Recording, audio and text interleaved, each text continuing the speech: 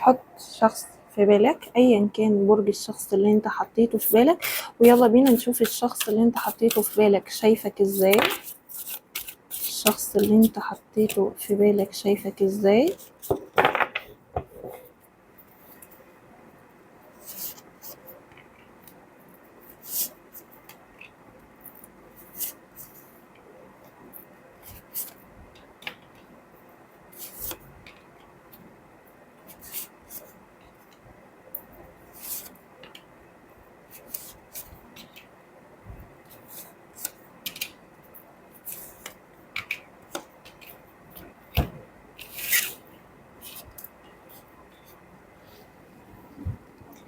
طيب الشخص ده شايفك ازاي؟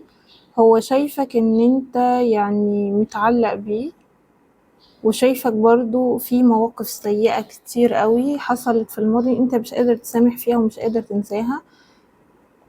شايفك يعني زعلان منه وحساس قوي وعاطفي، شايفك بتقعد تعيط كتير من وراه، حاسك ان انت حساس وبتتأثر من اقل كلمة يعني. شايفك برضو ان انت يعني اتراكتيف قوي وجذاب قوي ويونيك يعني فريد.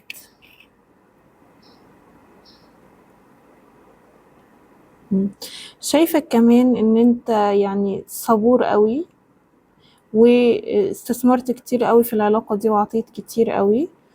شايفك كمان ان انت يعني كريم قوي في عطائك وبتدي من غير حساب. شايف كمان ان انت كنت بتعمل حاجات كتير عشان العلاقة دي تمشي، وان هو اللي كان يعني بيقفل دماغه ويتصرف بطريقة او يعني غطرسة، كان بيرفض تصرفاتك رغم ان انت كنت مطيع ليه، يعني كنت بتعمل حاجات كتير عشان ترضيه وتمشي الدنيا وتمشي العلاقة، ولكن هو برضو كان مصمم على غبائه وطريقته القاسية في الكلام وفي المعاملة. كان يعني بيسمعك كلام قاسي. شايفة كمان شايفك ازاي هو شايف ان في تناغم كبير ما بينكم، وان انت شبهه قوي في حاجات كتير، وان انت يعني نصه التاني. انتوا مع بعض متناغمين قوي.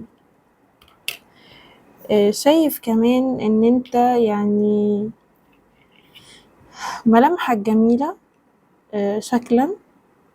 شايف كمان تفكيرك مختلف عن اللي في سنك. ليك كده نظرة دايما مختلفة عن اللي حواليك. شايف ان انت قلبك مكسور منه او زعلان منه. شايف ان انت حد حكيم قوي، وشايف ان انت مبتحبش تختلط بالناس كتير، ويمكن هو ده سبب حساسيتك. شايف ان انت ما بتحبش النفاق اللي في المجتمع الخارجي، منطوي على ذاتك، تحب تقعد لوحدك. شايفك مثقف وحكيم.